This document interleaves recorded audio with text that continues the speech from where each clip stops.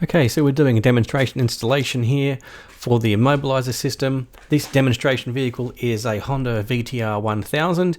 These were a really popular bike in the early 2000s, one of the biggest V-twins that's carbureted that was ever made. However, they do use a digitally controlled ignition system with the Honda ignition security system.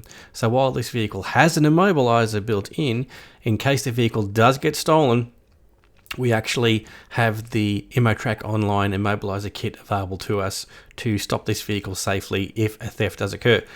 And we're just going to spin through here quickly, showing how we get the rear fairing off and get access into areas to find where we best think that the immobilizer is installed on this particular bike.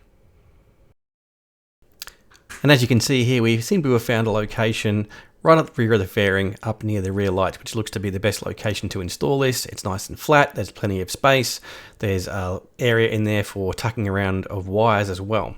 So once we've got this fairing off, we will come back and show the demonstration installation in action.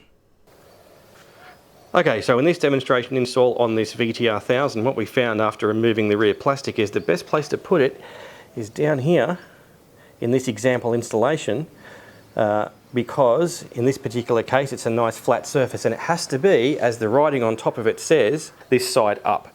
So if we take that out again, you will note mount this side up. So this side has to be facing the sky, and also if you put a sticker on the bottom of it, you've got even more assurance because you're not likely to have issues with gravity pulling against the adhesive of the tape. So that's a good example of a great install. There are lots of other places in this bike that actually could also suit, including forward up where a lot of the other electrics are. Okay, so we've got the demo harness installed, as I said. We're intercepting the fuse we know we can test with. Obviously in production install, we'll remove this fuse box and either tap underneath it or tap the wire directly by doing an intercept. If we can tap under the fuse box, we can probably de-pin it and avoid having to cut any wires, which I personally prefer. Nice clean install. So what we're going to do is we're going to start the bike. The vehicle is enabled right now, and then we're going to use the emergency bypass switch to test the relay functionality. Here we go. All right, here we go. Okay, so that works. So I'll actually re-enable it again by clicking 1 on the switch. Okay, so we're now active. So now what we're going to do is we're going to use the app. So we're going to bring the phone into the screen, focus on that, and show you the act of disabling the vehicle. Start the bike up. Okay, so we're going to bring the phone in screen.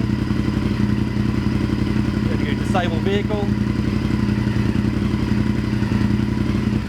And it's killed.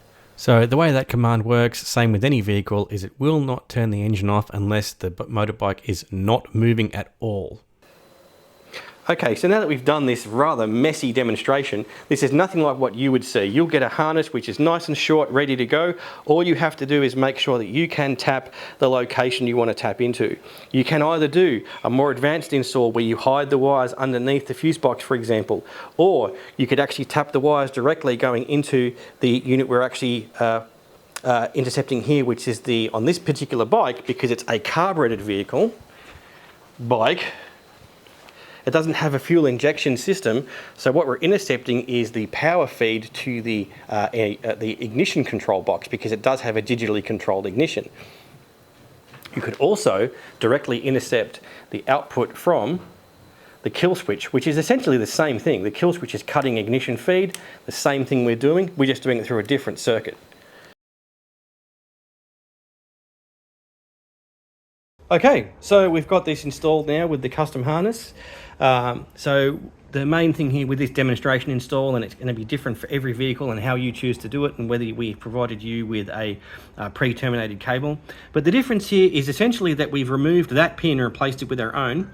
So, and then the actual pin that was there has now been connected to our harness. So when a fuse is plugged in there, the power from the source only goes to the output, which is the ignition box on this bike, if we allow a connection all the way through that circuit.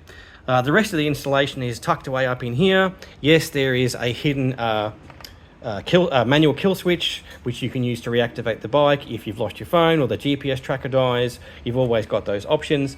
GPS tracker is actually just mounted there under the fairing. You can't really see it, but it is down there. Very simple install, the wires are nice and short, and now we'll do a demonstration of this being activated and deactivated. Okay, all right, so we're gonna do the demo. So what have we got on screen there? We have vehicle active, so let's start the bike. All right, so note that it's red. We're gonna do a disable, but we may have to sell the force update. And now let's do a force update. And then we'll force it to connect to the network.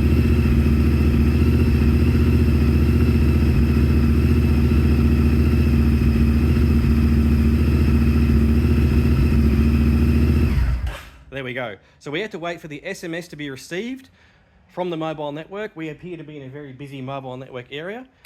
And now the vehicle's disabled. You want to try and start the bike now?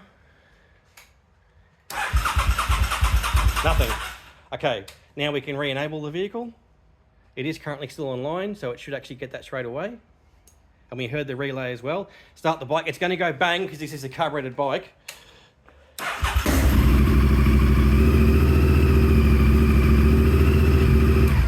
There we go.